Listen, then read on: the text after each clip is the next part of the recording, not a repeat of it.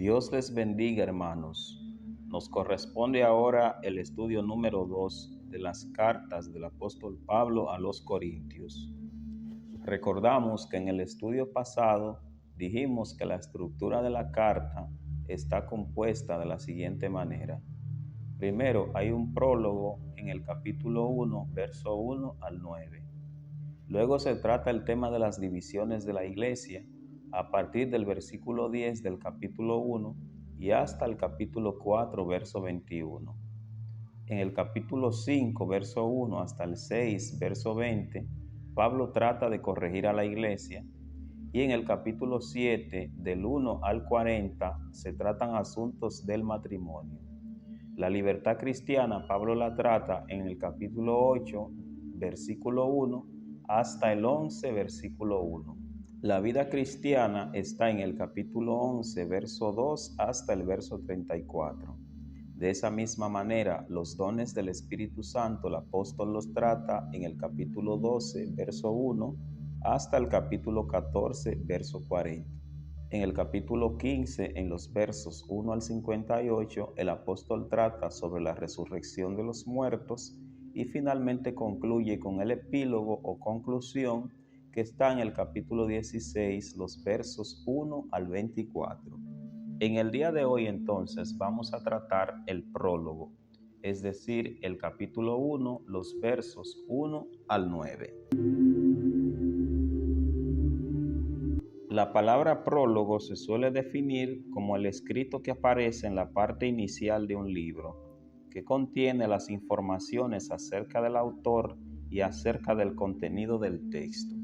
Si se toma en cuenta esta definición, tal vez podría decirse que esta parte de la carta no debería llamarse prólogo, porque en primer lugar, en esta parte de la carta no se están dando detalles generales sobre el contenido de la carta.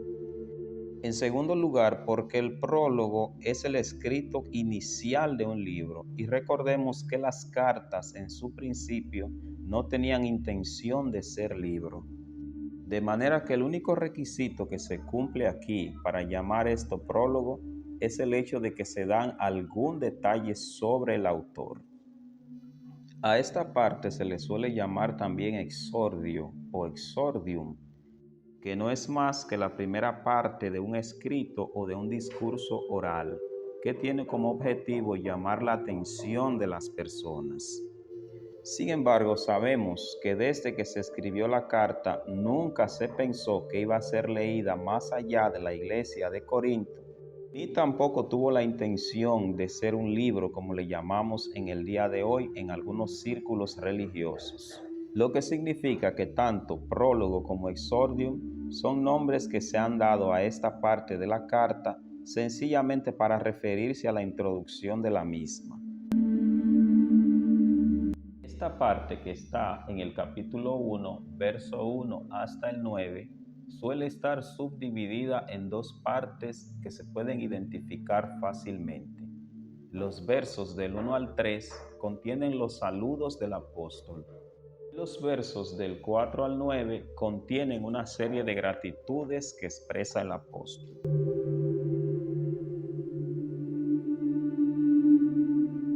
En estos primeros 4 versos dice: Pablo, llamado a ser apóstol de Jesucristo, por la voluntad de Dios, y el hermano Sóstenes, a la iglesia de Dios que está en Corinto, a los santos en Cristo Jesús, llamados a ser santos con todos los que en cualquier lugar invocan el nombre de nuestro Señor Jesucristo, Señor de ellos y nuestro.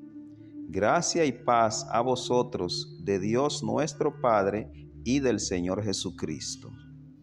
Hay 6 aspectos a considerar en estos 4 versos. Primero, Pablo se presenta como apóstol.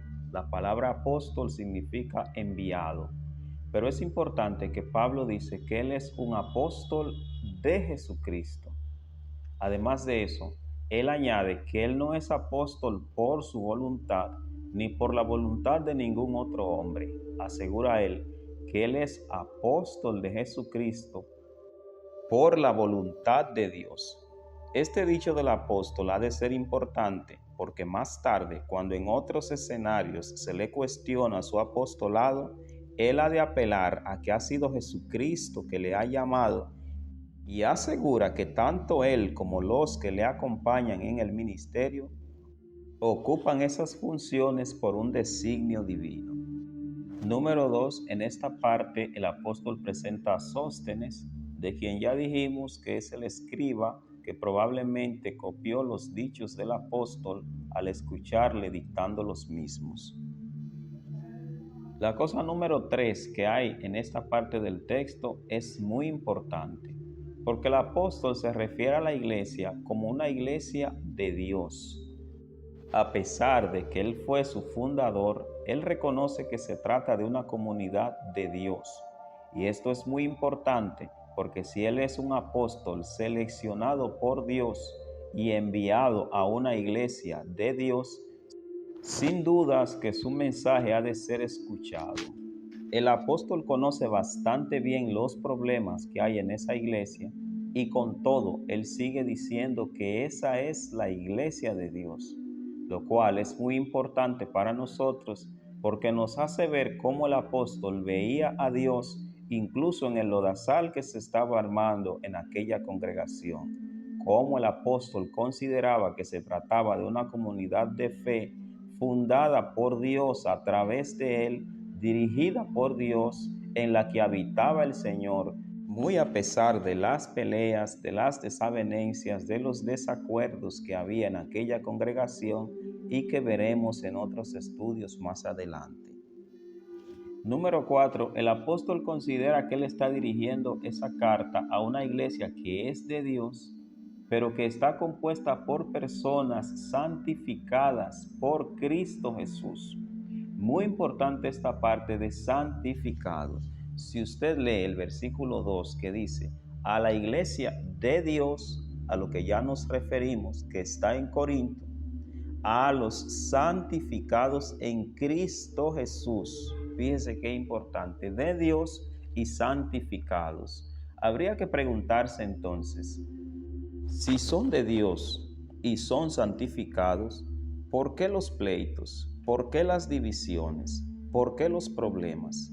Sencillamente porque los seres humanos, aunque vivan en los bolsillos de Dios, siempre van a tener desacuerdos, siempre van a vivir con desavenencias, siempre va a haber entre ellos dime y diretes.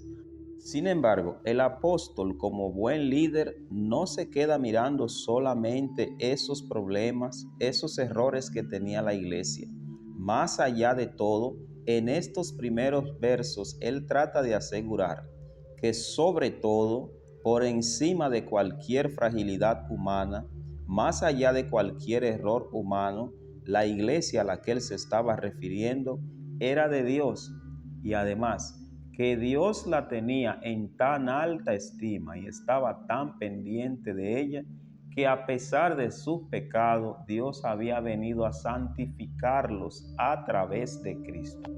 Preste atención a la expresión santificados porque se refiere a la idea de que Dios mismo a través de Cristo había hecho el trabajo de hacerlos a ellos santos. Es decir, ellos mismos no lograron serlo, sino que a través de Cristo Dios operó en ellos la santificación. Número 4, el apóstol conecta a esta iglesia con todos los cristianos. Fíjense que en este versículo 2 que estamos mirando ahora, él dice, los que en cualquier lugar invocan el nombre de nuestro Señor Jesucristo. Fíjese, la iglesia de Dios, santificados, además los que están unidos a los que en todas partes del mundo invocan el nombre de nuestro Señor Jesucristo. Qué importante es esa parte porque nos hace ver que la iglesia de Jesucristo en donde quiera que está es una iglesia, sin importar las diferencias de credo, sin importar las distintas maneras en que nos acercamos a Dios. Pablo aquí, a sabiendas de que él había ido a otros lugares a predicar el evangelio y que había dejado otros cristianos en otros lugares y que había fundado otras comunidades de fe, Al referirse a estos hermanos, aparentemente él piensa también en los otros cristianos de otros lugares. Por esa razón, él está refiriendo su carta a una iglesia que él conecta con todos los que en cualquier lugar del mundo invocan el nombre del Señor. Y la cosa número 6 que hay en el texto es que él termina este versículo diciendo que ese Señor Jesucristo es Señor de ellos y de él también, lo que hace que Pablo se adhiera con ellos al señorío de Jesucristo. Si usted conecta esto con lo que él ha dicho cuando se refiere a que él es un apóstol de Jesucristo, lo conecta con el hecho de que él está diciendo que ese Señor es el Señor de la iglesia que él había fundado y el Señor de él mismo, es muy fácil entonces entender de dónde encontraba el apóstol la autoridad para referirse a los temas que más adelante él va a tratar. Estas salutaciones de Pablo son importantes porque comienzan a conectar a los que van a leer la carta o escuchar su contenido con la intención real de Pablo. En esta salutación él muestra que él está interesado más que todo en establecer una conexión espiritual con ellos, que él no está interesado en mostrarse como superior a ellos, que él, igual que ellos, está dependiendo de la gracia de Dios, que él está adherido al señorío de Jesucristo, lo que hacía entonces que tanto el apóstol como los hermanos de la congregación fuesen todos hermanos en el mismo Señor Jesucristo. Los deseos de gracia y paz que hay en el versículo 3 también son de mucha importancia, porque en ellos el apóstol muestra cómo él está interesado de que esa gracia del Señor, esa paz del Señor sea con ellos. Es decir, antes de comenzar las reprensiones y en vez de comenzar inmediatamente a señalar los pecados, el apóstol está interesado en que ellos vean que la misma gracia del Señor que les llamó, esa misma gracia podía cubrirles para librarles de todos los males, y que la paz del Señor que estaba sobre ellos era la garantía para que ellos se mantuviesen firmes en medio de las adversidades que vivían como iglesia. Hasta aquí llega esta primera subdivisión del capítulo 1, versos 1 al 9. Los 3 versos en los que Pablo saluda a la iglesia y se presenta como apóstol.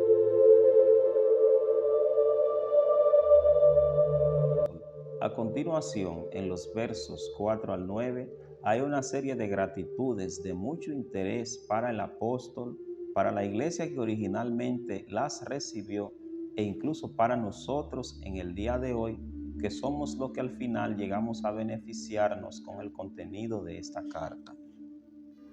Pablo comienza el versículo 4 diciendo: Gracias doy a mi Dios siempre por vosotros, por la gracia que os fue dada en Cristo Jesús.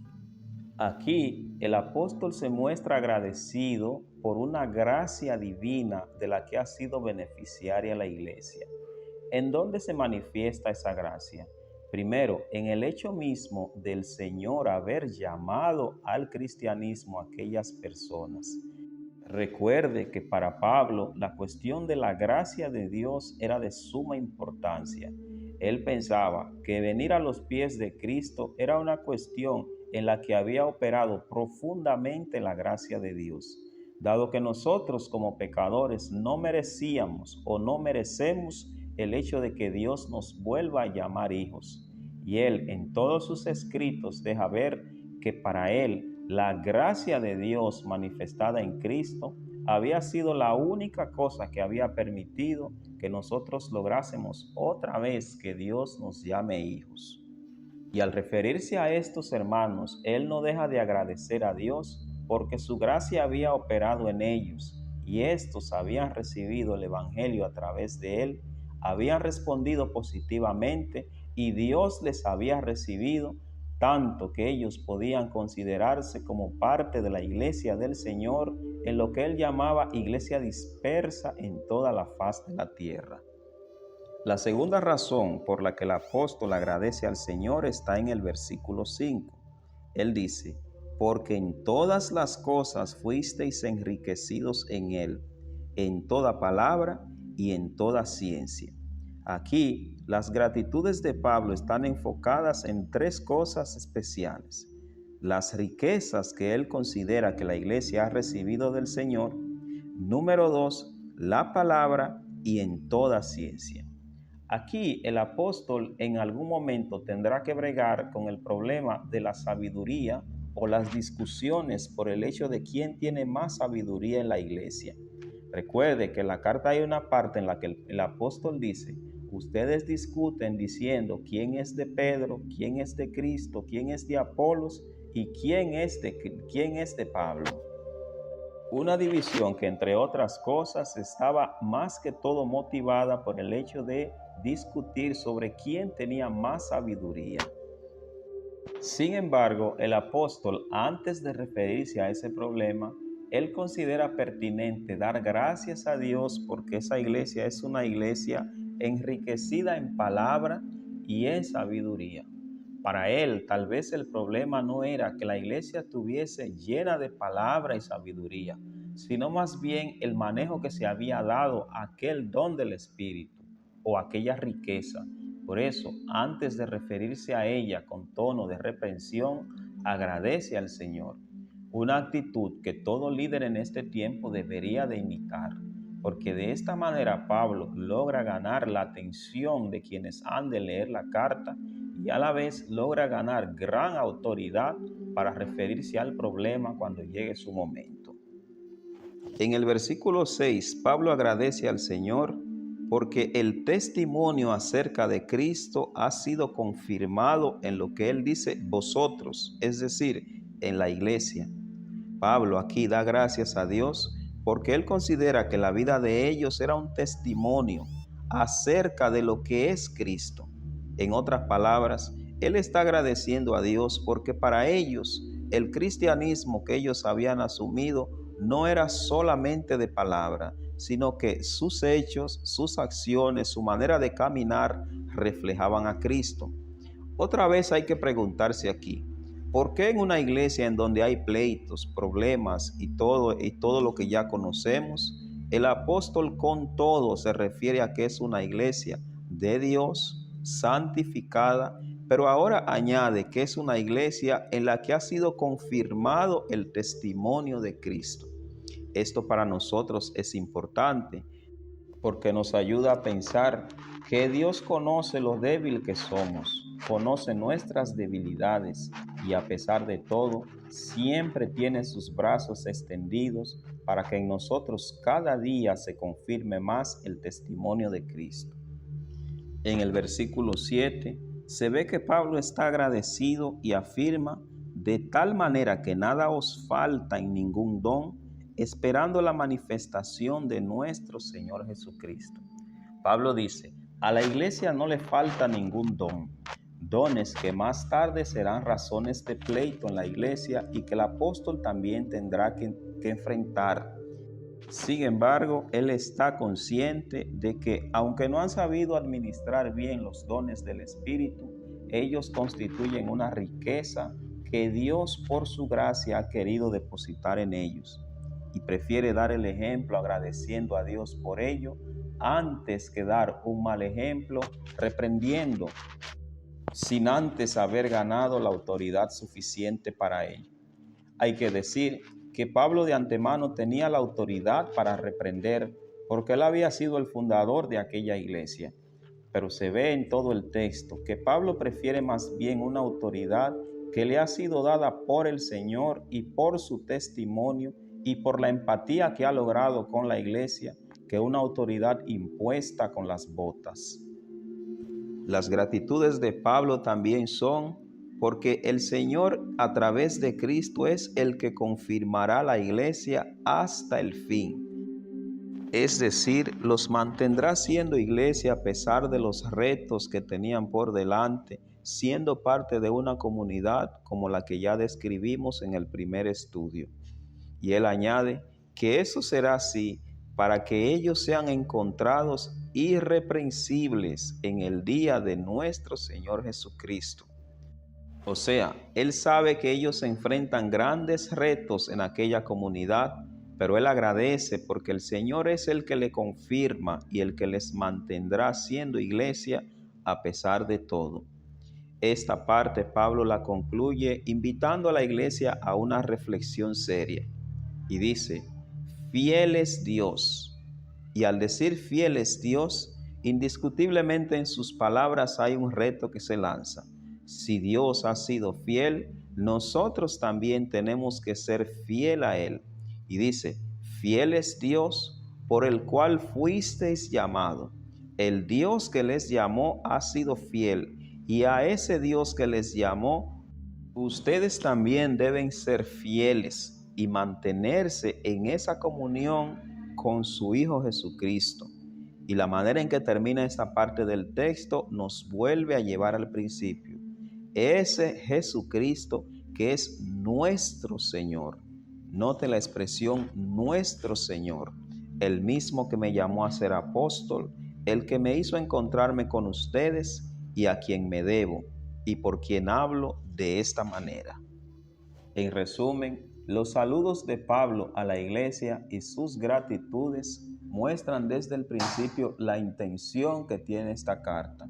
Se ve que su intención es, en primer lugar, conectar con la iglesia, reflejar cómo Dios le está llamando a enfrentar aquellas situaciones y además mostrar que su intención antes que todo es ser instrumento de Dios para que aquellos problemas lleguen a resolverse. A lo largo de todo este estudio vamos a ver cómo aquellos problemas se ilustran o se ven en la iglesia de hoy y las soluciones que Pablo aporta, bien aplicadas y adaptadas a nuestro tiempo, podrían ser excelentes recursos para la iglesia de hoy.